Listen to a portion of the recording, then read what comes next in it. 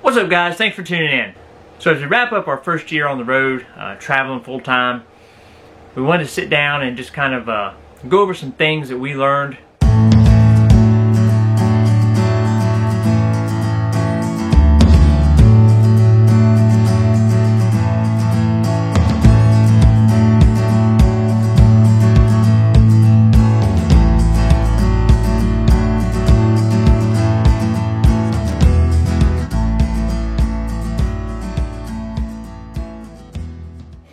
So as we wrap up 2020, I mean, obviously this was a pretty tough year for a lot of people, and you know, picking that to be our first year to launch on the road and travel full time was, you know, something that we worked really hard for. We lived in our fifth wheel locally, bouncing around from park to park full time for almost a year leading up to that. So we were really excited to get on the road. We were not letting a pandemic stop us. There were still places that were open. There were still states that were open. So we fully intended on going full time this year, 2020. It was a little different than what we envisioned. We had to stay flexible. We had to change our plan a lot based on closures and what was going to be open, and states that were making you quarantine when you came into their state. So it was a lot different than we envisioned, but it's been an awesome year. And we just wanted to share with you guys 4 things that we learned. Not really mistakes per se, but just some things that surprised us a little bit, and some things that if you are going to be traveling this upcoming year, or if you're just starting out full time, or 2021 is going to be your year to go on the road full time. 4 things that we learned that you might want to at least consider if you're traveling here in this upcoming year full time. Yeah. So the first thing is reservations. Since we live in Florida, especially in the wintertime, you will not find a spot anywhere, whether that's a private campground, whether that's a state park campground, it doesn't matter. Florida is pretty much booked in the wintertime, booked solid. Well, you won't find a spot at the last minute usually. Right. So you have to make your reservations way out in advance, and we were really used to doing that. So when we were planning to go on the road, we booked out a lot of reservations way in advance, and that ended up biting us because we ended up canceling a lot of reservations because our plans changed as we went along more than we thought they were going to. Right. So we got most of our money back when we canceled. Some of our reservations got canceled by the national park trips and things like that. So if they cancel it because they're going to be closed because of COVID or whatever, then you'll get a full refund. If you cancel them because you're just changing your plans, they're going to at least hit you with a cancellation fee, which for one reservation is not too bad. A couple reservations is not too bad, but you know, when you start piling up those cancellation fees at the end of the year, you're going to see that you paid a lot of money at places that you didn't even stay. And that's kind of what happened to us. We had a lot of reservations booked. We would make reservations way in advance, thinking that's where we wanted to go, and then as we kind of went along the journey there, we decided that we wanted to change it up. Didn't want to go to certain places because maybe things that we wanted to go see were going to be closed, so we would change it up, have to pay the cancellation fee. So this upcoming year, we're not going to make that mistake. We really never had an issue out west getting a reservation. We found a lot of reservations on very short notice. So, you know, especially in the off season out there before summertime, you really, I mean, it's wide open out there. There's no issue getting a campsite. As summertime came around, we still didn't really have a big problem getting a site, but there was less options. You know, at the different campgrounds, there'd only be a few open spots. There's a tremendous amount of first come first served stuff out west, so you know, finding a spot out there, no need to book way in advance unless you're planning on going to one of the super popular campgrounds inside Yellowstone or something like that. Then obviously you're going to have to book way in advance to get in there. But if you're just trying to get into a general area, which is really what we were trying to do last year and what we'll do coming up this year, just try to get in a general area, explore that area, there's really no need to make reservations way out in advance. And another thing about being out west is the opportunities for boondocking is a lot more than you'll find over in Florida and on the East Coast more. Yeah, tremendous amount of boondocking spots out there. So just, you know, we're not going to get hit with all those cancellation fees this year because we're not going to book that far in advance. So the second thing we learned is how much we love it out west. So we started in South Dakota. We went South Dakota, Wyoming, Montana, back to Wyoming. That area out there is beautiful, beautiful area. We really like the fact that there wasn't a whole lot of people out there. It wasn't packed. I mean, your real popular spots like Glacier, Yellowstone, they were really busy. But the surrounding things, you know, the other things to see in those areas. Yeah, just like normal daily life in Florida, when you're used to the crowds and just all the people, it's a big difference. Yeah, you know, and there's so much more to see out there than just Glacier National Park, just Yellowstone. You know, there's a lot of things to see out there.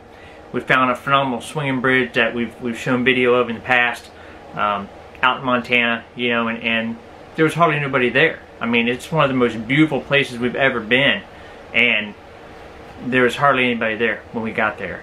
It got a little bit busier later in the day as we were leaving, but yeah, out west is phenomenal. Yeah, and another thing about out west is the weather. It's so nice. In the summertime, it's very enjoyable. Yeah, I mean, even kind of cold still in the mornings. We went for a hike, you know, in Grand Teton National Park, and it was 34 degrees in July in the morning.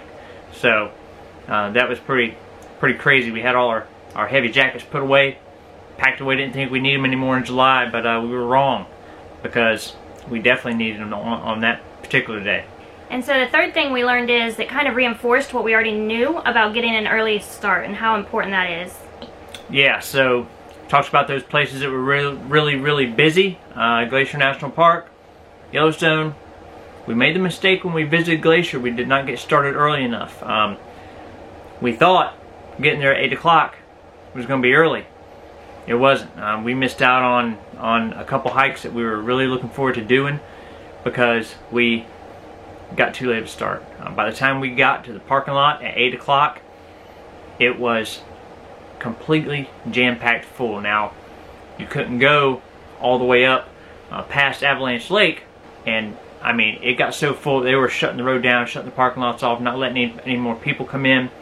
So, and yeah, we could have waited for a spot and tried to get in a spot and fought the crowds, but that's just not enjoyable for us, and you're not going to get to see any wildlife or very little, so it just wasn't worth it for us.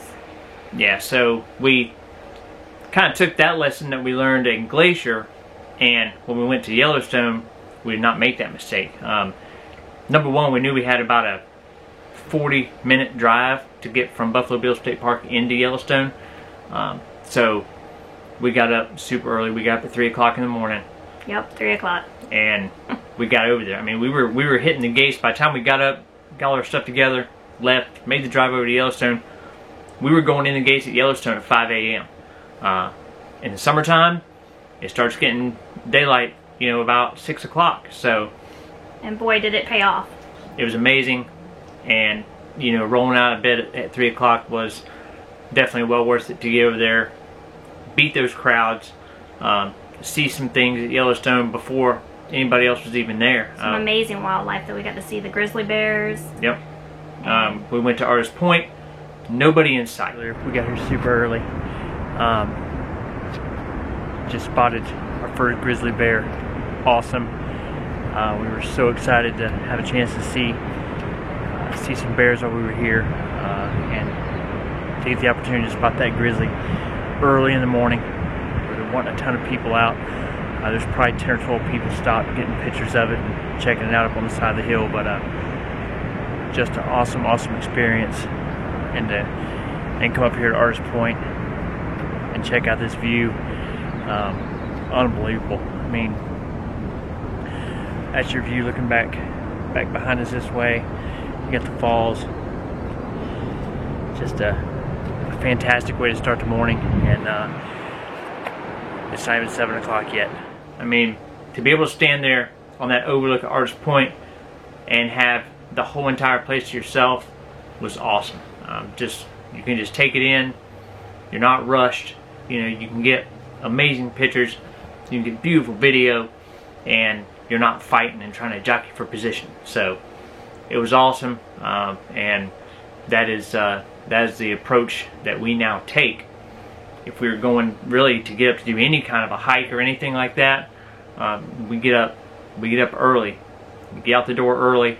We still have to work, so getting up early accomplishes a couple things. It lets us get out and do these hikes, see wildlife, do the things that we want to do early in the morning, and then come back and, you know, while it's all crowded, we're back here at the RV getting work done.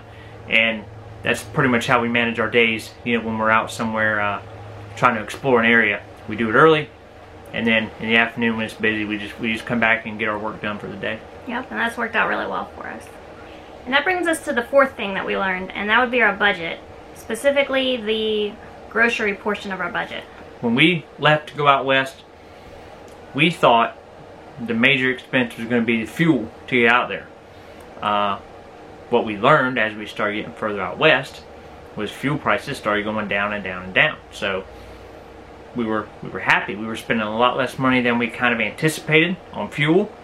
But what we did not anticipate was the cost difference in the groceries.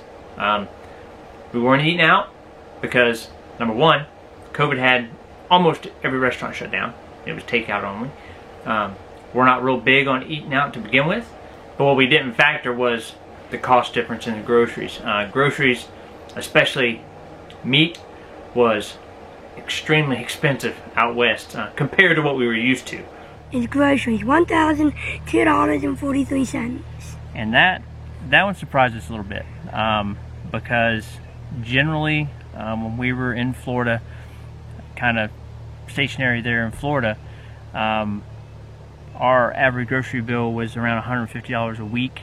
We did shop at Aldi quite a bit, so getting on the road and really not having access to an Aldi really kind of showed us, you know, that we were getting a lot of savings from using Aldi. The other thing was, with all of the coronavirus stuff going on, we weren't sure what was going to be available. We were finding a lot of stuff out of stock. When we found a place that had meat in stock, we kind of stocked up on it. So when we actually got to the end of our 30 days, we still had a pretty good stocked pantry full of food and quite a bit of stuff still left over in the freezer. So that $1,000 isn't really just for a month, but we definitely had to buy some extra things that we normally wouldn't have bought extra, you know, if we knew they were going to be available and we knew we could find things, you know, the normal things you would expect to find, you know, like your paper towels and your toilet paper and, you know, meat. I mean, hamburger meat, just you know, nothing extravagant, but we were definitely running into some big time struggles, and we were finding ourselves kind of stopping at some little like mom and pop type grocery stores, which is great, but they were quite a bit more expensive than if you were to go somewhere. I mean, even Walmart, the few Walmarts that we stopped at were out of meat, and I mean, the meat case was cleaned out. So if we found somewhere that we thought we could get some meat and stick in the freezer, we were doing that. So I think that's why that grocery portion of the budget was so high. The groceries were definitely a lot more expensive than we thought they were going to be. Shopping at those little small local, you know, hometown grocery stores, you know, in a way it was kind of neat because you're really supporting the local economy and supporting those little small stores, which was awesome. But man, it did not do our budget any favors. We spent a lot more money than we thought we would. If you're going to blow your food budgets from eating out, restaurants, things like that, but it wasn't. For us, it was just normal, just going to a normal everyday grocery store. I mean, it was a lot more expensive, but So I think going forward, what we will probably do is we can do a research on our drive, and if we're going through a bigger town, then we could possibly plan to stop there and get some groceries instead of wait until we get to the small towns and just have the small stores. Yeah, you know, a lot of those small stores had some amazing, meat departments. So, you know, maybe we'll pick up some of our staple items, you know, things like that as we go through, and we have access to some of the, you know, the big chain grocery stores, and then, you know, maybe make some of our meat purchases there locally. So that's really the 4 things that we're gonna maybe try to correct this upcoming year as we travel. I mean, we don't have a whole lot of complaints. There weren't a lot of surprises. We did a tremendous amount of research up front. I feel like we were about as prepared as we could be when we left. So, you know, if we can fix those 4 areas, then I think this next year will should be an awesome year for us as well. In our next video, upcoming video, we're going to talk a little more about our plans going into 2021, and talk about some things some things we've thought about, some challenges we might be facing this year coming up. So we're going to share those with you guys. That way, anybody else that's out there maybe getting ready to hit the road full time in 2021, we'll share with you some of our concerns, some things that we're going to do to kind of be prepared for whatever this crazy COVID pandemic throws at us, because we're not going to stop traveling. You know, we stay pretty self-contained in our 5th wheel, so we can pretty much do anything that we would do normally, we can do on the road. Appreciate you guys watching. We'll catch you guys down the road.